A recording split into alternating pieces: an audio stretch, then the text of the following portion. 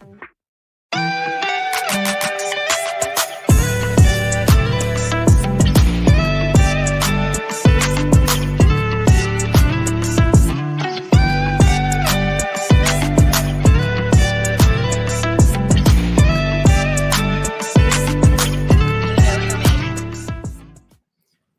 and welcome to this week's episode of AI Would Agree.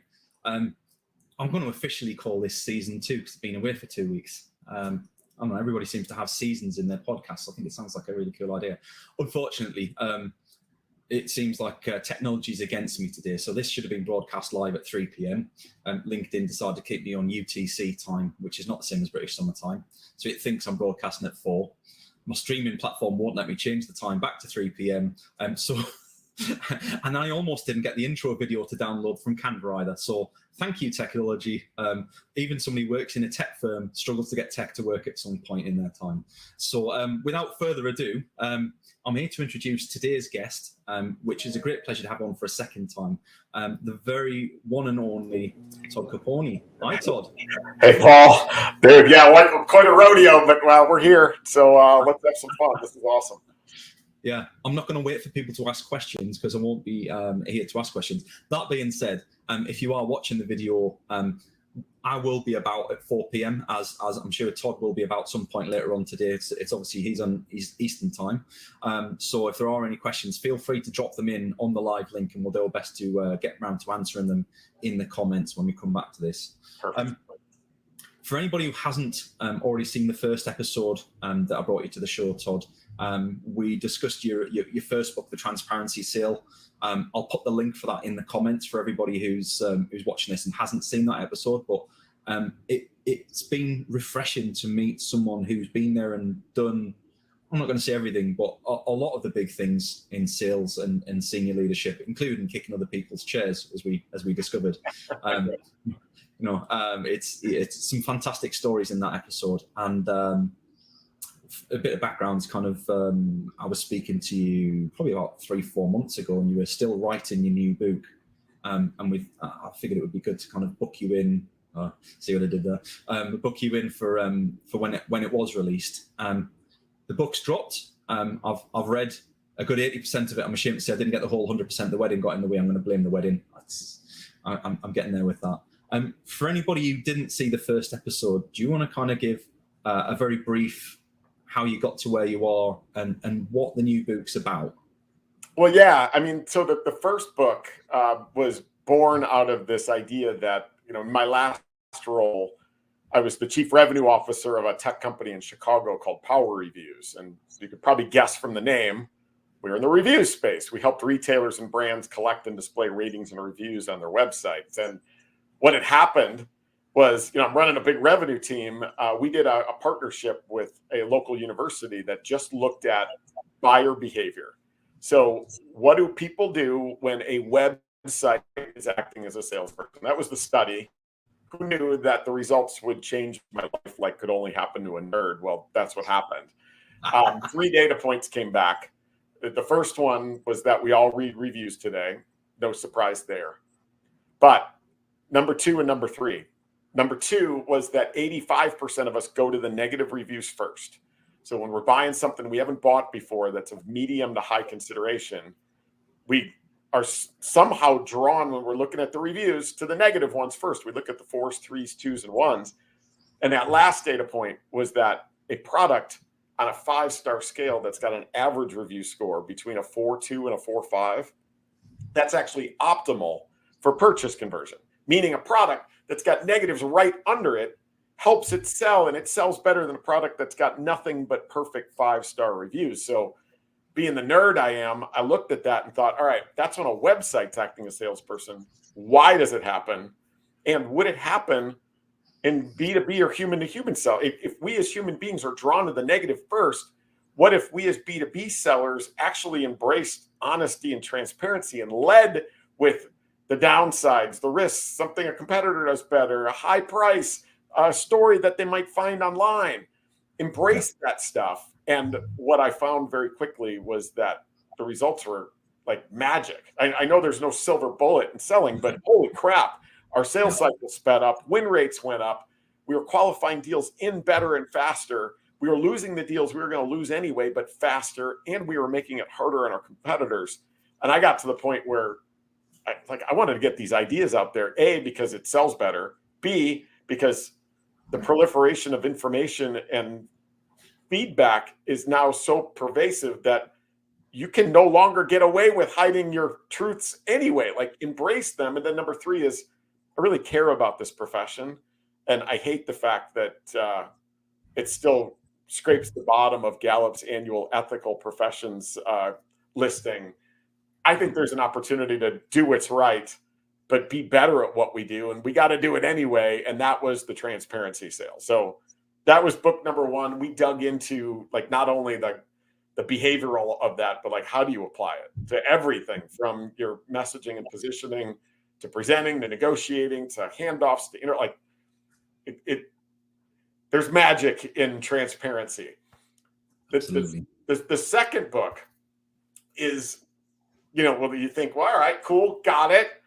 Well, how does this apply to leadership? And really what I think is the magic of book number 2 is this idea that, like, you and I have talked about this, like all my books over there, I'm a sales history nerd. When cool people are doing cool things on the weekends, I'm reading like early 1900s books on sales and sales management. Yeah. One of the things that I felt like when I first got promoted to sales leadership was I was so used to having a process and a structure in sales. As a sales leader, I was like a dog chasing a car down the street every day, right? Like the car would turn left for a recruiting issue or right for a pipeline issue or a forecast or board meeting. Like every day was guided by whatever direction that car went. And being too much of a nerd, like that was no way for me to live.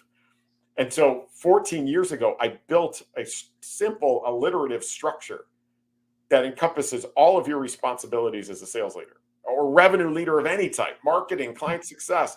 You've got 5 responsibilities. They're called the 5 F's of building revenue capacity, and we can talk about those. But once I figured that out, I was like, hey, wait, this is a structure that I can use to plan and strategize, to communicate, to see the holes before they form. And when things get crazy, I always had that to fall back on. And there's a couple of interesting stories about that. Over the last 14 years, I've optimized each element for the behavioral science of like, there's some things that I did wrong as a leader, but I know most people are still doing wrong as leaders based on the behavioral science. And I spend a lot of time in the book talking about the science of intrinsic inspiration, meaning that if you think your reps are coin operated, you're right if you're doing it wrong. And what we're trying to build is, how do we build a culture and an environment where our reps show up every day, stay, do their best, and that variable comp becomes the reward for doing work they love to do instead of the reason they do it. So that was a bit of a long rant, maybe longer than you were looking for, but that was the first book, and then what led me to the second one. It was a tall ask. There was a lot to that. And ironically, you're sat on the screen directly underneath our 5-star logo at the top there, which, believe me, and marketing team will tell you the same story. I went to war over that logo. I was adamant we should have had 4.3 stars filled. Yeah. But I lost the battle. But like, since we've been talking, the more time I spend around thinking about transparency, the more I see it in everything that we do and everything that seems to work. But to your point, I guess it almost feels what's the word I'm looking for? It almost feels illogical sometimes to be talking about those things. It's not the natural path for the brain to follow, which is where behavioral science comes into it, because that's the whole ethos of brain 1, brain 2, and the whole behavioral science side of things. So I guess you mentioned in the intro there, you've got the 5 F's of the sales leadership. Before we dig into that, what's the turning point for those leaders that you see that are embracing the new sort of framework that you've given them? Is there a key, like, are they all at a key point in their careers where they're all kind of where you were and wondering, like, how do I change this around? Is that what you're seeing? Well, it's funny. So you and I were talking before we went live that I've been on the road, speaking and doing leadership workshops for revenue organizations all over the country here in the US. And, it's funny. I always start off by telling the story of like when I first got promoted and being so excited and then being like, holy crap, like what now? And feeling like every morning I was out of control. Right. And like I would just get through the day like I was in middle school where I had all these meetings, and then in between meetings I'm checking my phone for my messages, right, from my buddies. Like that was no way to live. But I tell the story and then I ask everybody like, hey, listen, in your careers, like as you got promoted from being a rep or whatever you were doing before into revenue leadership, were you trained in leadership? And a couple of hands would go up. Like, yeah, I'd taken a leader, but like it's 4%. How about sales leadership or revenue leadership? And everybody's like, no, like I don't even know if that exists, right? And so we're talking about people that are in their first leadership job to like, I remember the one I did, where was I? Oh, San Diego. So it was a whole crew in San Diego, the CRO who's like, older than I am. And he was like, nope, nothing, zero. So like, that's the thing that we just all through osmosis develop our leadership approaches, especially in the revenue world based on, hey, I worked for a bunch of leaders before.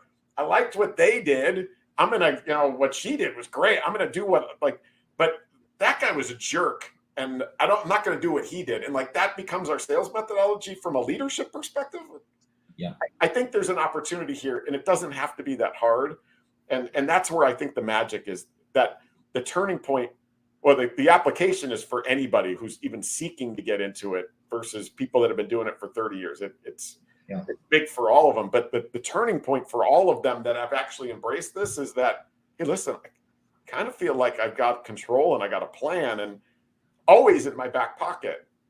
I don't have to go, hey, any of you have a good 30, 60, 90-day template that I can use? Like always in my back pocket. Once you've internalized the 5 Fs, you could rattle off a 30, 60, 90-day plan in 20 minutes. And that's your structure, right? Like you suddenly get control. You suddenly see the holes before they form. And you suddenly feel like you can be truly proactive instead of reactive.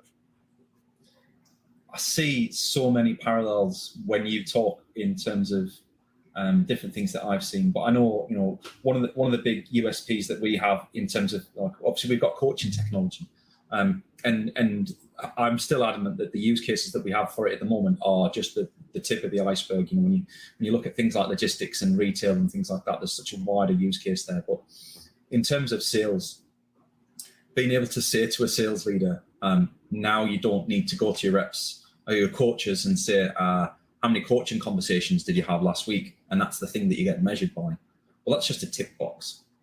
Because come Friday afternoon, everybody's heading home. Roger down there on shop floor, who hasn't done all of his coaching forms, he's just gonna fill some coaching forms in and tick some boxes off, right? But that's not, even if he was doing all 10, that's not a judge of how good he is as a coach. How good he is as a coach, and you'll love this bit, is the data. It's the information behind it. Are you measuring pre-coaching and post-coaching metrics to help them understand, right, now we move away from how many coaching conversations have you had? Now we move to what impact have your coaching conversations had this week or this month or this year? That's really powerful. And so like I really align with a lot of the stuff you use, especially when you start getting around to the data side of things. It just makes a lot of sense in terms of how we should be, not necessarily what makes sense to do. Yeah. Well, yeah, I mean, there's a couple of rants that I go on in the book, and I'll keep those brief. But, one of the things I did wrong as a sales leader and a revenue leader is that one of the metrics I used to measure my team to was this idea that, hey, at all times, you need to have 4x your quota in pipeline, right? We closed 25%. So why don't you have, you got to get your pipeline loads up. And what did that drive my reps to do? Because that's what I was measuring. They'd fill it with 4x of crap, right? Just like the coaching thing. And when I really take a step back and look from a behavioral perspective, I think, wait a second. When we hear a data study like that, an average, why don't we go back and go, does it have to be that way? And instead of having 4x, why don't we embrace transparency and we lose those opportunities faster so that maybe we only need 2x? Because that means you're wasting 75% of your time, essentially. I know there's some intricacies to that. Yeah. But how do we make that more efficient? And one of the data points that I encourage any leader or any rep to think about is, how long is it taking you to lose deals? Right? That time to loss is a big one. If you're losing deals at the end of sales cycles, the opportunity cost to spend more time on the deals you should be winning or investigating and finding other ones that you could be like a better fit is gigantic. Yet we as leaders keep driving data points that are driving behaviors that counterintuitively are resulting in lots of opportunity cost wasted, lots of time wasted. The other one on that is the data point about, like I saw from Gong, and this is just me being angry, but it's like Gong, like they have or maybe it was Course or one of those guys. It was like, it now takes 18 touches to like cold touches before you'll get somebody to engage with you. And then I hear leaders and people comment and go, man, we're giving up after like 7. We should add 10. And I'm like, what? Like, don't you like, that's stupid. What? Why don't you take a step back and go, why is it taking 18? Why does my message suck so bad that the first 17 people don't want to engage with? Maybe you should look at that, right? It can take 5 to 7 if you actually pay attention to the messages and the like having clinical empathy for the people that you're reaching out to. So that to your point, when we measure activity level data, we drive absolutely the wrong behavior. And I just think take a step back and think through why you do the things you do. And like that Gong one, you can tell I get pretty fired up about. Well, the next time you get fired up about some insight, hopefully it'll have come from TMAC, Todd, because we've launched our own sort of TMAC labs, TMAC insights posts, and we're pretty ambitious, so we're going to move Gong over. We're going to move those guys over. That's nice. Where we're going. On the back of that, like, one of the questions that I had around that was, so say you're kind of, I guess, first tier management, second tier management, and you want to embrace that transparency. You want to embrace that with your team. In my head, there's a bit that goes, yeah, you can do it to an extent, but you're still being judged by the metrics of people that don't care about transparency. So what would your advice be for those people? How do you kind of manage upwards on that transparency side of things without costing yourself a job? So are you talking transparency in terms of your leadership style or the numbers, or like? I think probably in terms of what you're judging your people by. Yeah. Your metrics are the same as the metrics that your team get judged by, just at a different sort of hierarchy level. Well, yeah, you know what? Why don't we take a step back before I answer that, and I'll lay out the 5 Fs so that people understand that structure, because there's a couple of elements in that I think there's a lot of ahas there that are like, oh yeah, I mean, because like for me, from a leadership perspective, like I was using the 5 Fs for board meetings, right? Yeah. Like, and that was, they always knew, to the point where I remember one board meeting where I went in and the board meeting was going on. Then the CEO was like, all right, Todd's going to give the kind of the state of revenue report. Right. And so I get up, like I'm get ready, and the board's like, all right, Todd, what do you got? And I was like, guess. And they're like, is it the effing 5 Fs again? And I'm like, they didn't say effing. That's the 5 Fs. Of course it's the 5 Fs. And they're like, cool, right? Like they always know what's coming, and they just know that, we're optimizing every single element. We've thought about every single element, and they feel a level of comfort that we're going to touch everything that matters. And all of a sudden you've got a board that's now using the 5 Fs all the way down to all of your reps. When that happens, what you just asked never becomes an issue. Like it just never does. And so I'll rattle off the 5 Fs for everybody so that they've got them. And if you then fall asleep after this, you are now 98% ahead of every other revenue leader that has no structure or process. Like I'm telling you, learn the 5 Fs, internalize them. And like when the bullets start flying, you'll be like, here we go. Here they are. All right. So when you think through all of your responsibilities as a revenue leader, there's 5. They all fall into one of 5 categories.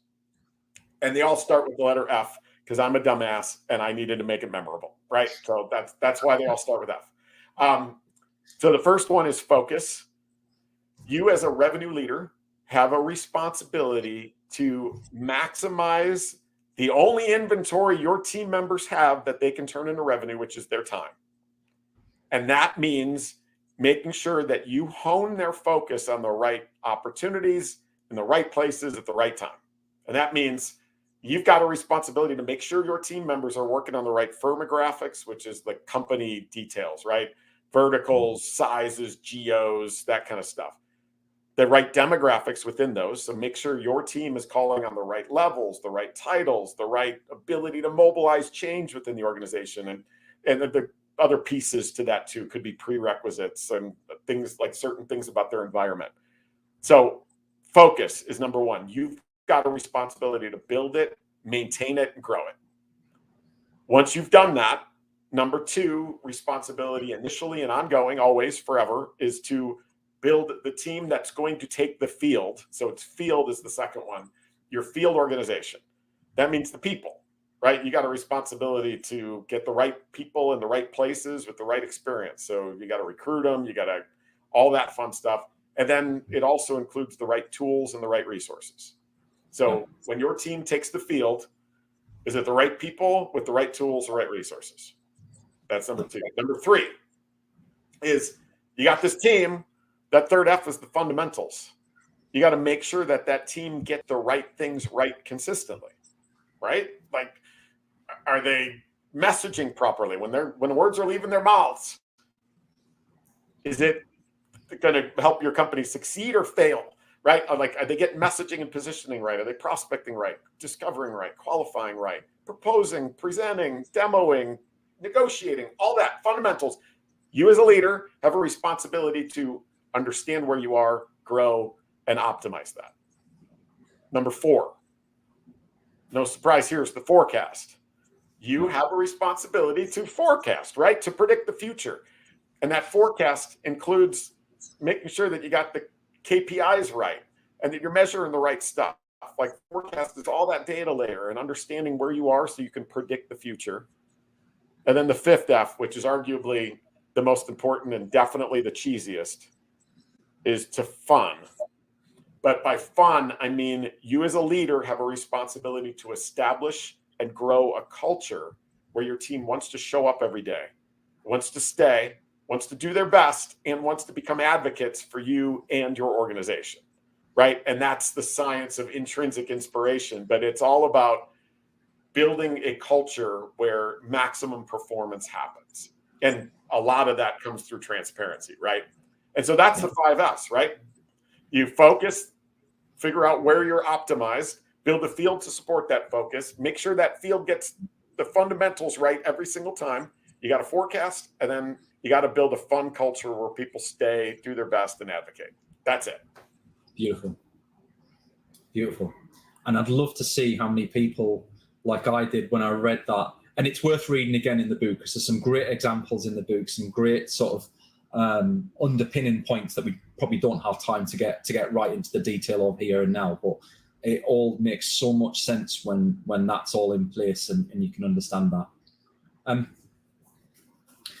For me, like, when we talk sales, a lot of the time we talk about complex sales, we talk about enterprise and SaaS sales and things like that, and that's all well and great. How would you say that this plays out to, you know, your B2C salespeople who are sat there and it's a very transactional deal, it's a very transactional conversation? Would you say that there's certain things that need to change for that sort of environment as opposed to a more complex one, or how important is transparency for that? Well, yeah, I mean, there's a lot of importance to transparency across the board, right? Like the lessons of transparency were born in B2C. Like, the most effective B2C companies in the world are the most transparent ones. IKEA, right? It's a freaking nightmare. You walk in, you get a map, right? Like, you know you're in for it. You got to find what you're looking for because there's no salesperson around to help you out. You then have to get the code to go to the warehouse to pick and pack the boxes, put them onto a cart that doesn't have brakes, drive them out, like pull it out to the parking lot, back your car in, jam them into the back of your car Tetris style, drive home with a souvenir injury or two to remember your experience. When you get home, You think you left all that fun back at the store, but you open the box and what is it? There's 150 parts and no words on the work instructions other than like Svarta or whatever Scandinavian name it is. And, you know, IKEA is the #1 furniture retailer in the world for 14 straight years because they embrace what they give up to be great at their core, right? They tell the world, you're going to do all that. We do that so you get modern Scandinavian design furniture that you didn't have to pay a lot for, right? Yeah. And there's good meatballs at the little picnic area in those places too. But you know, like so many of them, right? Like these warehouse shopping places, like we've got Costco's all over the place here, right? Where you need a subscription even to walk in the door. And when you get there, like you need ranch dressing. Well, there's only one brand, it's Hidden Valley Ranch. And oh, you got to buy a gallon. Like what? Like, oh, you need toothbrushes? Here's a half dozen, right? Like it's crazy. And they're the #2 retailer in the US behind Walmart, right? So from like when you think transactional all the way to enterprise, the core here, the thing that makes companies successful and pre-qualifies people is to embrace what you give up to be great at your core, right? That's it. Not only at a business level, but at a human level, right? As a leader, if you're pretending you're all-knowing, perfect, 5-star, who wants to run behind that jackass? Nobody, right? And that's the point of this, is embrace you as an individual, you as an organization, you and your ability to forecast. Like one of the things that I rant about pretty heavily in the book, and this is kind of a side topic, is like the word commit. I think the word commit should be a dirty word in sales organizations. And I got the behavioral science to back it up, but at its core, the word commit is like a petri dish for lies. Like when you're asking your team to commit deals or to a number, you're actually encouraging them to start the lying process, #1, because your bottom reps are going to overcommit, right, to put off the inevitable and go, we'll find it. Like they're not going to commit under their quota. Yeah. The top reps are going to undercommit because they don't want a bunch of eyeballs on them, right? And it starts there. And then when you're committing deals, what happens when that deal goes south? Well, your rep, instead of coming to you first as a leader, they're going to come to you last, right? Like that's insane. When you're creating environments where they're afraid to go, I know I committed that deal, but it's in trouble, right? Like when we make a commitment, we want to see it through. Embrace the idea that you can't commit to anything, right? And that even a deal that is out for signature will only close 9 out of 10 times, which means 1 out of 10 times something's going to happen, right? We got to start thinking that way about all that we do and create cultures where people want to collaborate, want to be authentic, want to be honest, and want to be transparent, because without transparency, you will never get better and you will lose for the same reason over and over again. So plenty of coffee, like I'm ranting, but I'm excited about this stuff. And I think there's just so many things that we get wrong. And a lot of it starts with like this ego lack of willingness to be transparent. And as counterintuitive as it might seem, the more transparent you are, it not only sells better, but it leads better. And there's no doubt about it. It does. You know, when I talk to people about what it is that kind of help us stand out as a business, one of the things that like I wear my heart on my sleeve. Like everybody knows it. Like if I'm annoyed on a morning, let's put it mildly, if I'm annoyed and my day has gone badly, people know about it because I just can't help myself. Like it's just there on my face. There's no hiding it. I am who I am. Yeah. You know, likewise when I'm energized and I'm ready to go, people absolutely like thrive off that energy off me as well. But when I talk to like clients and partners, they're like, you know, we want to work with you guys because you're just so different to everybody that's out there, because you're just honest and you're just guys like us. You're just guys and girls like us.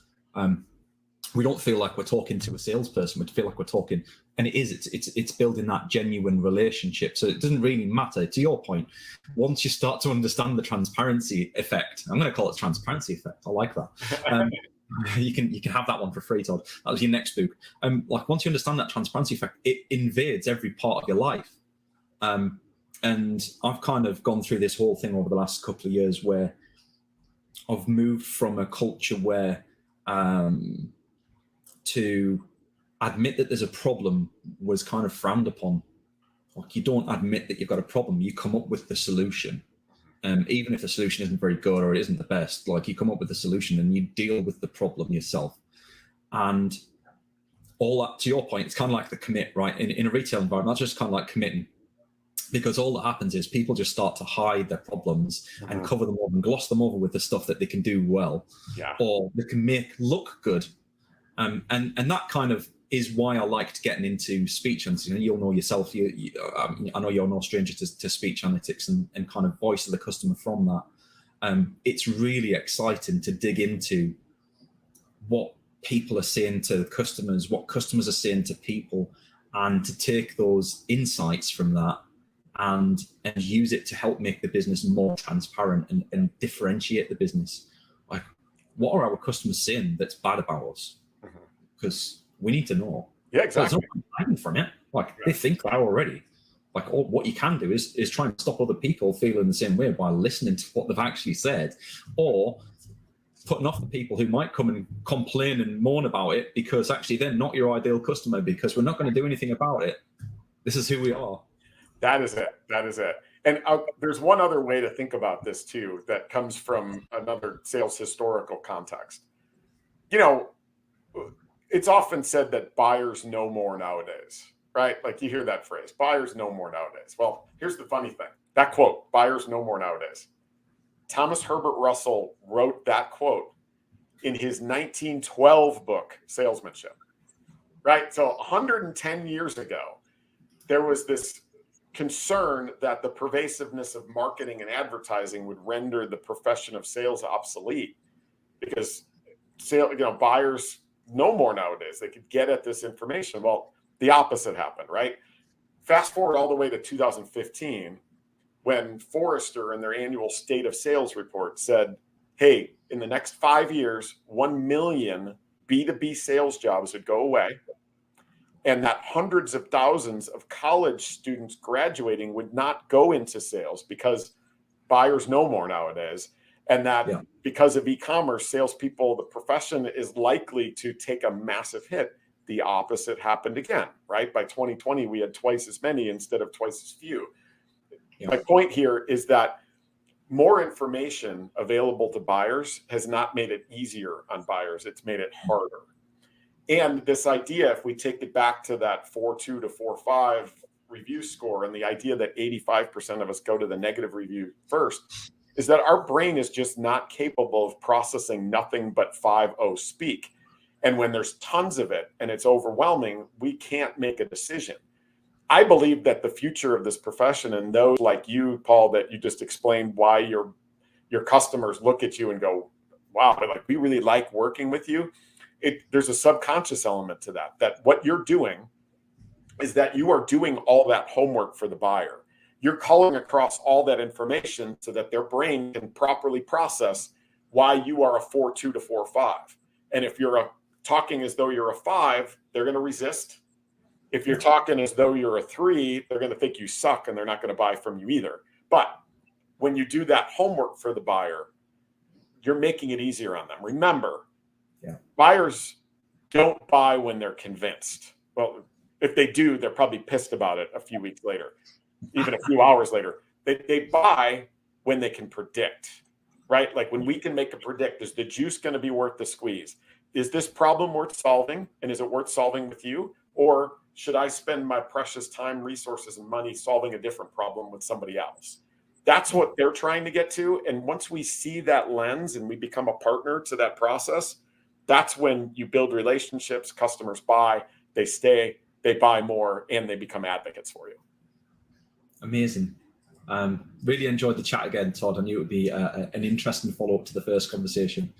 Congrats on the new book. Thank you.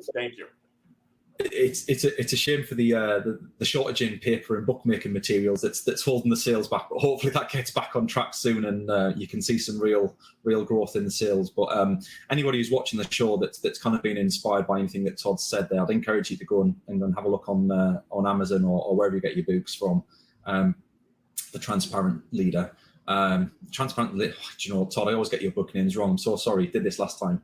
Transparent Sales Leader. That's it. Got it in the end. And the Kindle, there's plenty of Kindles. So if you're a Kindle lover, you have no problem there. I got that one. And you've also got a podcast too, right? Yeah, it's just for fun. It's just a nerdy thing. It's the Sales History Podcast, where I pick a topic from today and look into the lens of 100 years ago and just do a monologue on it. So some are wacky, but there's some lessons in history, things they got right that we get wrong today.